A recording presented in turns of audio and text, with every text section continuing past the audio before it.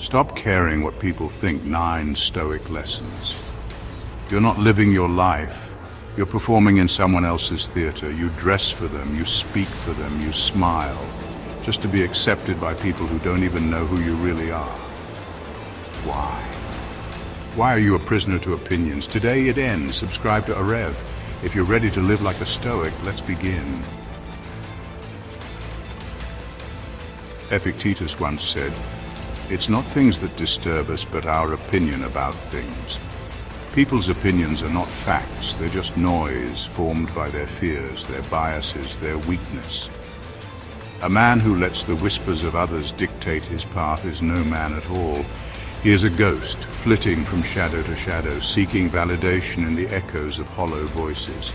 You are not what they label you, you are who you choose to be.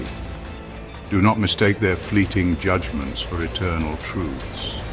Their words are but wind, swirling around you, trying to pull you into the storm of their making. But you are not a leaf, tossed and turned by every gust. You are a mountain, unyielding, steadfast. Remember that. Remember who you are. Their opinions hold no power over you unless you give it to them. Look within. Find your own compass, your own North Star. Let it guide you, not the fleeting whispers of those who haven't the courage to find their own way. You are not defined by their gaze. You are defined by the choices you make, the actions you take, the battles you fight, and the man you choose to be. Rise above the noise. Become the master of your own fate.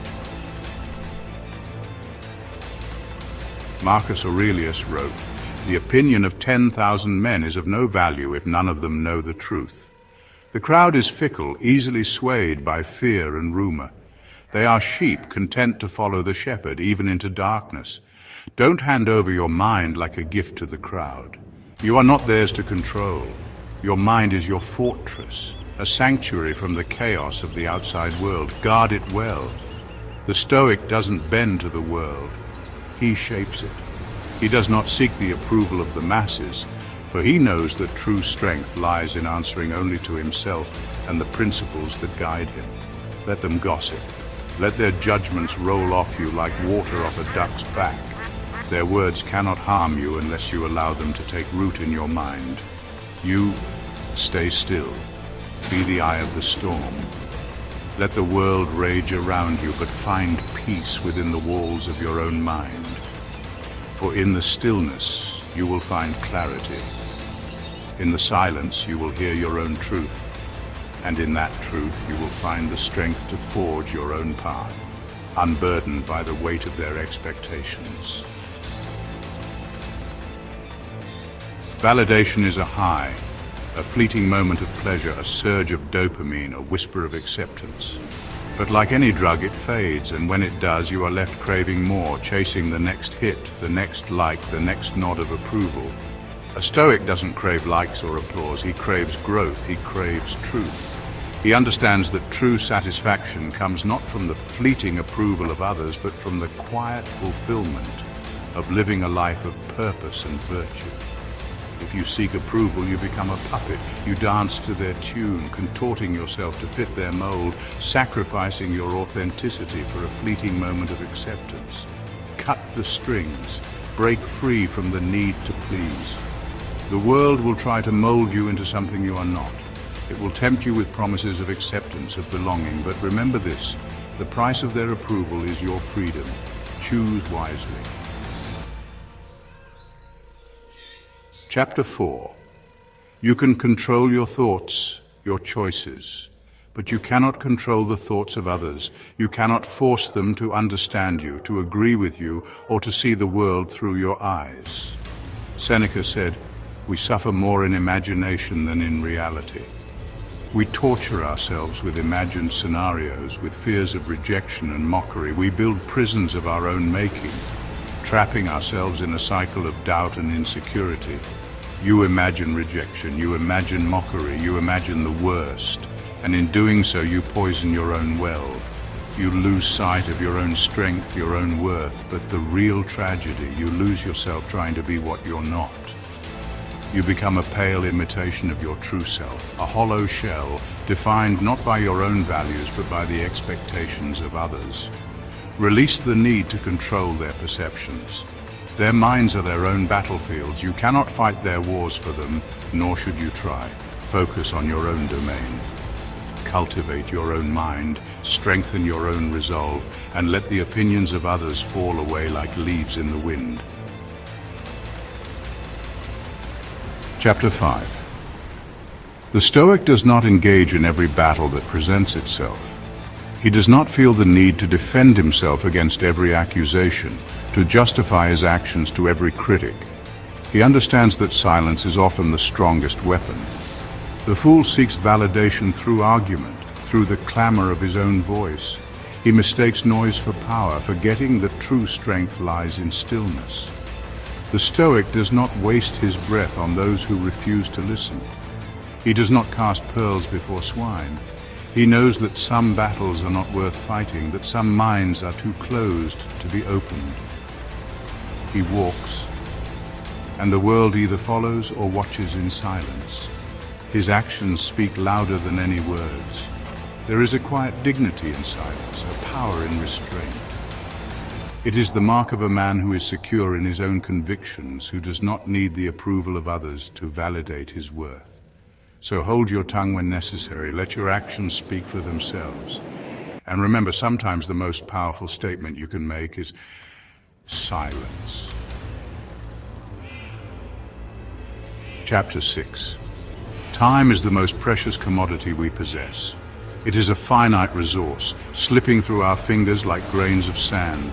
And yet we squander it so easily, chasing after fleeting pleasures, seeking the approval of those who ultimately do not matter. Don't spend your life earning approval. Don't waste your days wondering what they think. Their opinions are but fleeting shadows, here one moment and gone the next.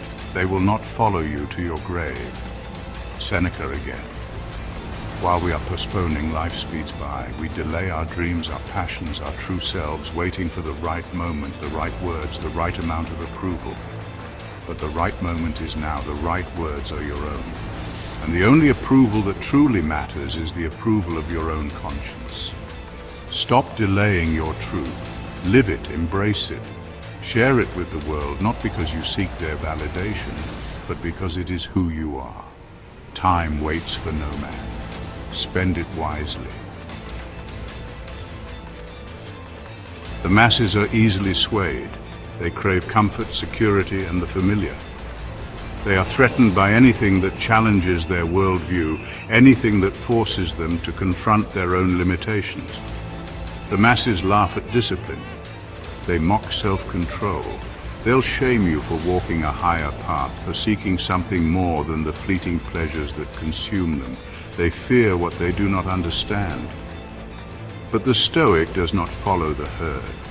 He does not seek comfort in the safety of numbers. He understands that the crowd is often wrong, that true strength lies in forging your own path, even if it means walking alone. He walks the ridge alone, above them. He is not afraid of the solitude, for he finds solace in his own company. He does not need their approval, for he has found something far greater, his own inner compass. Remember this, the crowd crucified Christ. The crowd burned Joan of Arc. The crowd is not always right. Trust your instincts, follow your own path, and let the masses follow their own devices. You want to be free, truly free? Then you must first know yourself. You must delve into the depths of your being, confront your shadows, and embrace your light. Marcus Aurelius reminded us, the soul becomes dyed with the color of its thoughts. If you allow the opinions of others to dictate your thoughts, then their colors will stain your soul. So stop dyeing your soul with their opinions. Stop letting their judgments define your worth. You are not a blank canvas upon which they can project their insecurities. Paint your life with your own convictions. Let your actions be bold strokes of color, each one a testament to your own unique spirit. The self-knowing man is not swayed by the winds of opinion. He is grounded in his own truth, anchored to his own values. He is free to live a life of purpose, for he is no longer a prisoner to the expectations of others. Memento mori, remember death. It is the great equalizer, the one certainty in a world of uncertainty. In the grand tapestry of existence, our time here is but a fleeting breath. Imagine your final breath. Will their opinions matter then? Will the whispers of the crowd follow you into the void? No, all that will remain are your actions, your choices, the legacy you leave behind. So why do their opinions matter now? Why give them power over your thoughts, your emotions, your life? Live for what is eternal: virtue, courage, wisdom. These are the things that will endure long after the echoes of their judgments have faded away. Let the thought of death be your guide. It is a stark reminder that our time here is precious, and we should not waste it, chasing the approval of those who will not even remember our names. Live a life worthy of remembrance. Live a life of purpose. Live a life free from the shackles of their opinions. This is the Stoic way: unshakable, calm, focused. While they chase status, you'll build character. While they follow trends, you'll follow principles. And while they fade into the noise, you will remain unchanged, untouchable, unmoved. Join us. Subscribe to AREV for the man who doesn't bend, doesn't beg, and doesn't break. Be stoic, be free.